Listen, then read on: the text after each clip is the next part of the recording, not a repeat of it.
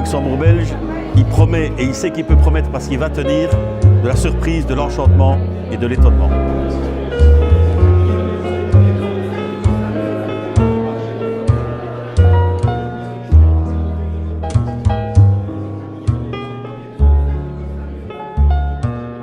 Un appel à projet, c'est un appel à créativité, à imagination.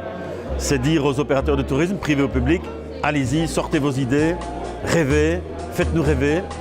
Et puis, il en sort quelque chose. La preuve, c'est 28 nouveaux projets, 28 idées de destination nouvelles, originales, des produits nouveaux.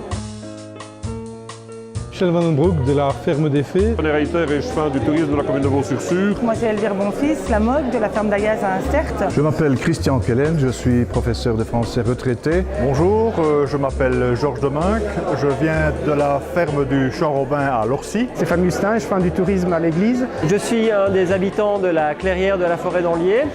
Alors aujourd'hui j'ai gagné 2 prix en innovation en tourisme. Donc le premier c'est pour les AgriBox. Donc l'idée c'est de pouvoir passer une journée à la ferme sur différents thèmes, donc autour de la laine, dans le mode d'une agricultrice. Le deuxième prix que j'ai gagné aujourd'hui, c'est pour le forfait étoile, donc c'est en partenariat avec l'Observatoire à Neuchâteau de Graffontaine.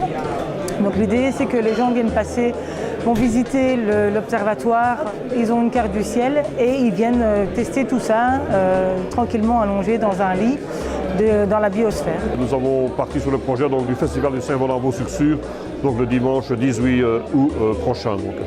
On a introduit un projet qui part au départ d'un livre qui a été écrit par les habitants de la clairière, tous des bénévoles. Sur base de ce livre qui raconte l'histoire grosso modo des 2 derniers siècles, on a voulu partager ce savoir autrement, avec des balades thématiques dans nos 4 villages. Philippe Herman, journaliste RTBF Université Luxembourg.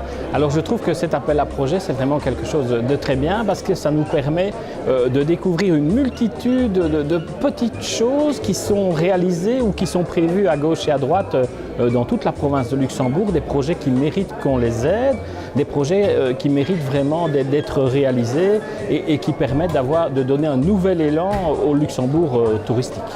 Avec mon épouse Marie-Laure, nous avons monté la Ferme des Fées où on représente des petites fées et surtout des petites figurines qui représentent les habitants et les Ardennais de l'époque du 19e siècle. Et comme projet, nous avons eu l'idée de faire un dépliant et de leur faire connaître la région en leur faisant découvrir les légendes et les histoires de la région de Bouillon. Et puis il y a vraiment aussi une belle valorisation de tout ce qui est patrimoine. Il y a des initiatives qui viennent vraiment de petits villages, etc. Et je trouve que c'est vraiment encourageant. Je me passionne pour le château de Neuchâteau et je voudrais bien passionner les autres. Et pour passionner les autres, le bel outil c'est la carte d'Arambert, c'est une carte de 1609. Et l'idée nouvelle, c'est d'apprendre aux enfants à goûter cette image et à déceler ce qu'elle comporte d'extraordinaire.